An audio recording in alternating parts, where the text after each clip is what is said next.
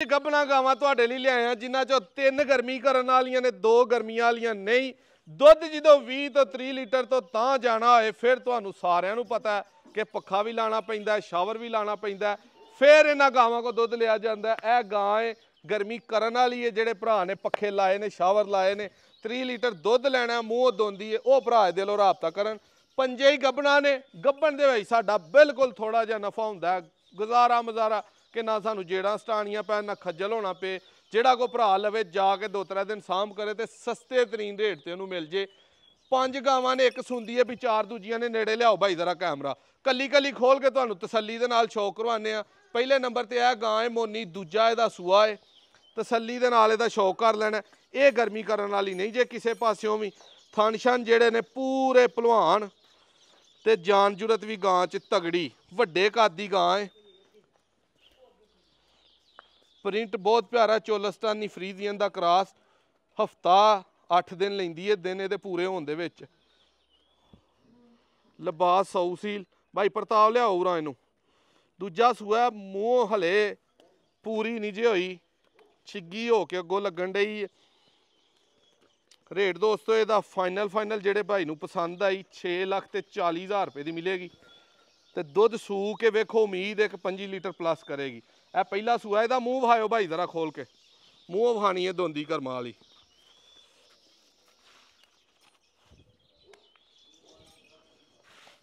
ਇਹ ਚੌਗੀ ਲੱਗੀ ਜੇ ਦੋਂਦੀ ਵਾਲਾ ਭਲੇਖਾ ਸੀ। 2 ਦੰਦ ਤੇ ਚੌਕ ਦਾ ਐਪ ਕੱਢਣ ਡਈ ਹੈ, ਬਲਕਿ ਹੁਣ ਇਹ ਵੇਖੋ ਥੱਲੇ ਦੂਜਾ ਦੋਂਦੀ ਉਹ ਚੌਗੀ ਲੱਗਣ ਡਈ ਹੈ। ਟੋਰੋ ਭਾਈ ਇਹਨੂੰ, ਪਹਿਲਾ ਇਹਦਾ ਸੂਆ ਹੈ। ਇਹ ਜਿਹੜੇ ਭਾਈ ਨੂੰ ਪਸੰਦ ਆਈ ਫਾਈਨਲ 5,40,000 ਰੁਪਏ ਦੀ ਇਹ ਮਿਲੇਗੀ। ਫਰੀਜ਼ੀਅਨ ਤੇ ਚੋਲਸਤਾਨੀ ਕ੍ਰਾਸ ਹੈ, ਗਾਂ ਤਗੜੀ ਦੁੱਧ ਦੇਣ ਵਾਲੀ ਹੈ। ਪਰਤਾ ਲਿਆਓ ਭਾਈ ਉਹਨਾਂ ਨੂੰ।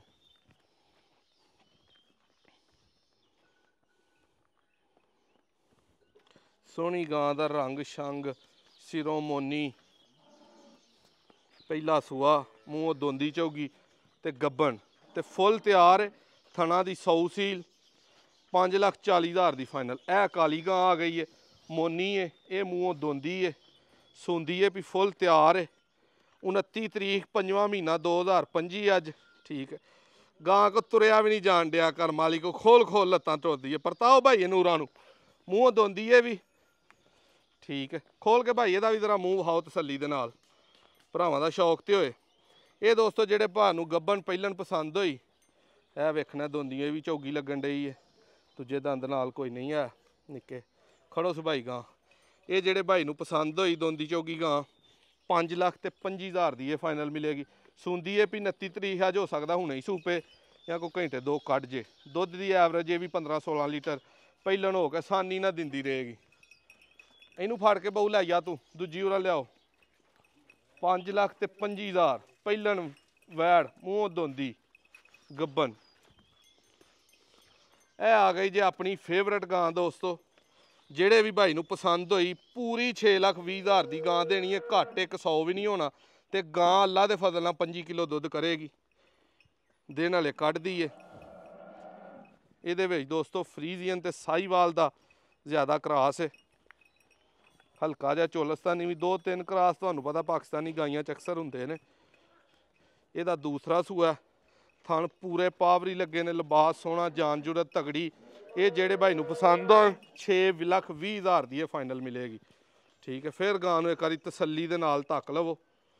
ਇੱਥੇ ਖਿਲਾਰੋ ਜ਼ਰਾ ਮੂਰਤ ਨੂੰ। ਇਹ ਆਈ ਜੇ ਮੋਨੀ ਮੂਰਤ, ਮੂੰਹ ਖੋਲਿਓ ਇਹਦਾ ਜ਼ਰਾ ਭਲਵਾਨ ਜੀ। ਇਹਦਾ ਮੂੰਹ ਫੜੋ ਤੇ ਮੈਂ ਜ਼ਰਾ ਲਿਬਾਸ ਵਹਾਵਾਂ। ਕਾਲੇ ਉਹ ਰਾਗ ਆ ਦੇ ਥੱਲੇ ਬਹਿ ਜ਼ਰਾ 100 ਸੀਲੀ ਵਹਾ। ਇਹ ਗਾਂ ਥੋੜੀ ਬਹੁਤੀ ਗਰਮੀ ਕਰੇਗੀ। ਜਿਹੜੇ ਭਰਾ ਕੋ ਸ਼ਾਵਰ ਹੋਏ, ਪੱਖੇ ਹੋਣ, ਉਹ ਭਰਾ ਇਹਦੇ ਲੋ ਰਾਬਤਾ ਕਰੇ। ਐਡੀ ਕਿ 100 ਸੀਲ ਜੇ ਕਿ ਹਿੱਲਣਾ ਵੀ ਨਹੀਂ। ਲਓ ਜੀ, ਕਾਲੇ ਦੇ ਕੱਪੜੇ ਭਰ ਗਏ। ਕਾਲਿਆ ਮਿਹਨਤਾਂ ਕਰਦਿਆਂ ਭਰਦੇ ਨੇ ਕੱਪੜੇ। ਇਹ ਦੋਸਤੋ ਮੂੰਹ ਦੋਂਦੀ ਵੇਖ ਲੈਣੀ ਹੈ, ਪਹਿਲਾ ਸੂਆ ਛੱਡ ਦਿਓ ਜੀ।